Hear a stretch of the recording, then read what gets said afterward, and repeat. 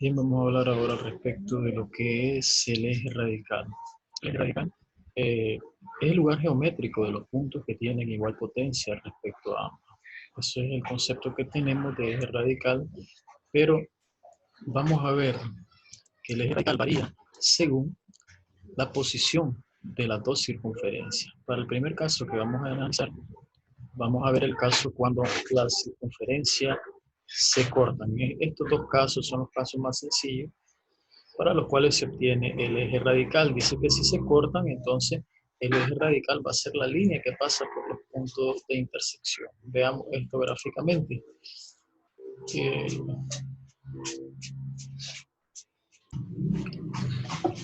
Bien, para este caso, vemos de que tenemos el centro de una circunferencia con centro O. Vamos a ver, obtener el eje radical de estas dos circunferencias. Dos circunferencias secantes que se cortan en estos dos puntos. Lo que habíamos leído anteriormente, que para este caso el eje radical va a ser simplemente la línea que pasa por estos dos puntos.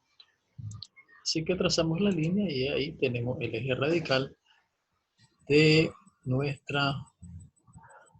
nuestro primer caso. En el segundo caso tenemos que, ¿qué pasa ahora si las dos circunferencias de C1 y C2 son tangentes? Es decir, que solamente tienen un punto de corte.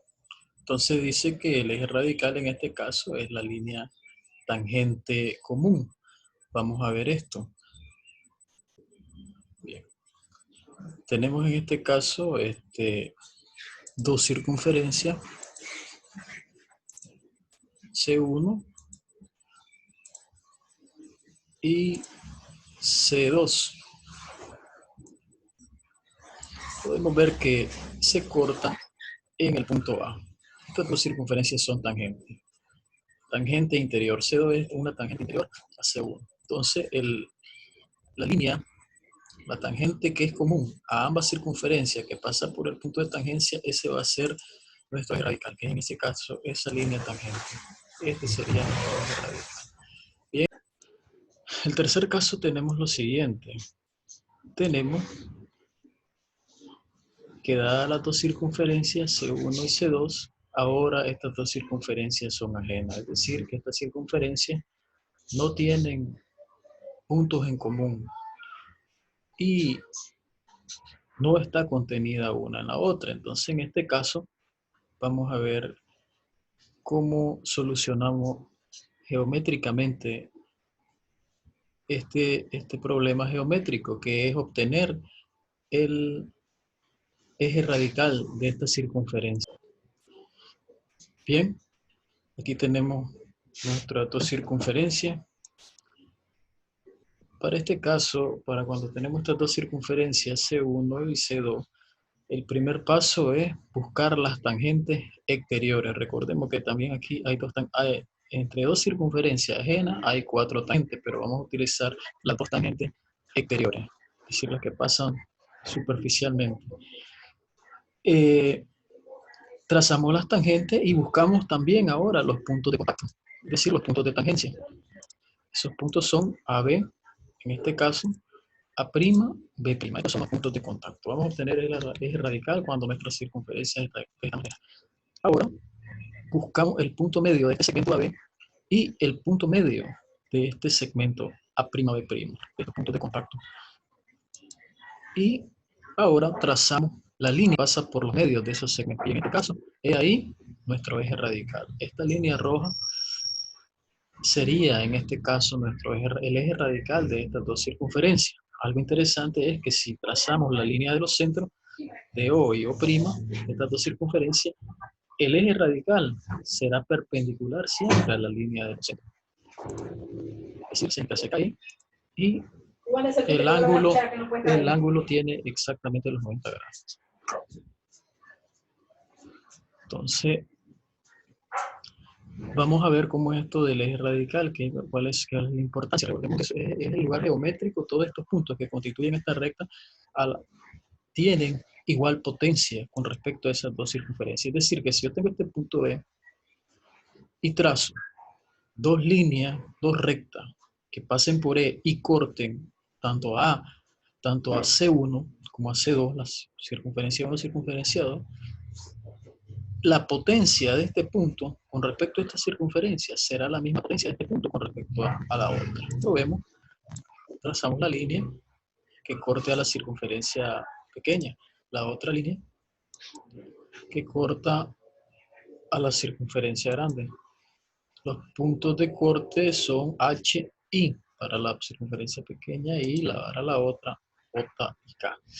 Ya habíamos visto anteriormente que la potencia de un punto con respecto a una circunferencia se obtiene multiplicando la distancia que hay de E a H por la distancia que hay de E, en este caso, a I. Tenemos la distancia 3.19 y 6.8988. Bien. Si multiplicamos estas dos cantidades, obtenemos el eje radical. Vamos a demostrar que también vamos a obtener la misma cantidad si multiplicamos esta longitud de E a J por la longitud de E a K. Bien, hacemos esos cálculos en una hoja de cálculo. Aquí lo tenemos.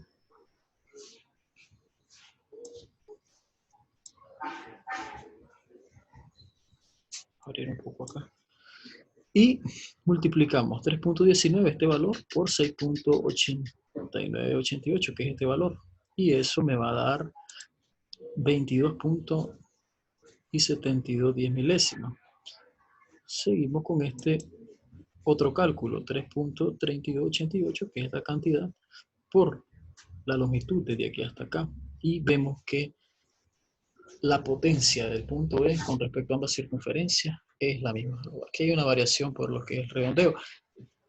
Algo interesante es que cualquier línea, como tomé esta línea, pude haber tomado otra que pase para acá y siempre se obtendrá el mismo valor.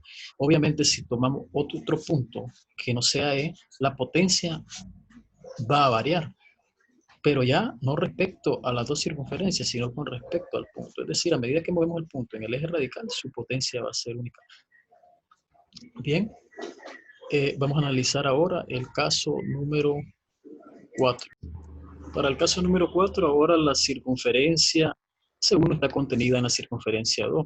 Para este caso vamos a utilizar como recurso una tercera circunferencia a la cual vamos a encontrarle los ejes radicales que forman, pero el objetivo final es encontrar la circunferencia, el eje radical de estas dos circunferencias, para el caso cuando una está dentro de la otra. Veamos cómo resolvemos esto.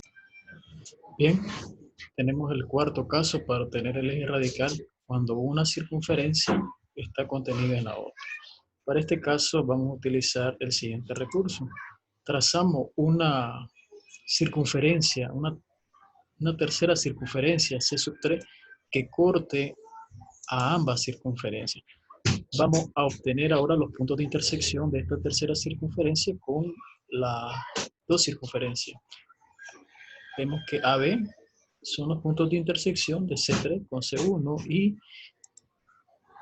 CD, la intersección de C3 con la circunferencia pequeña. Ahora ya vimos de que el eje radical para este caso de esta circunferencia 1 con la circunferencia 3 es la línea que pasa por los puntos de intersección. Ese es el caso número 1. Entonces trazamos ese eje radical de C1 y C3. Trazamos ahora el eje radical de C3 con C2. C3 con C2, es decir, el de la circunferencia roja con esta pequeña. Veamos. Y ahí está. Los ejes radicales de estas obtenidos se intersecan en este punto F. Nuestro objetivo es encontrar el eje radical de C1 y C2.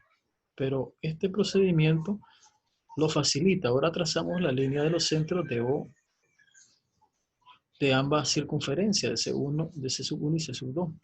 Veamos esta línea amarilla y vamos a encontrar una perpendicular. Recordemos que el eje radical es perpendicular a la línea de los centros. Una perpendicular que a esta recta, pero que pase por el punto F y obtenemos de esa manera nuestro eje radical de C1, de C sub 1 y C sub 2. Bien, esta es una herramienta poderosa para encontrar una mejor comprensión a la construcción de elementos geométricos básicos en la geometría euclidiana.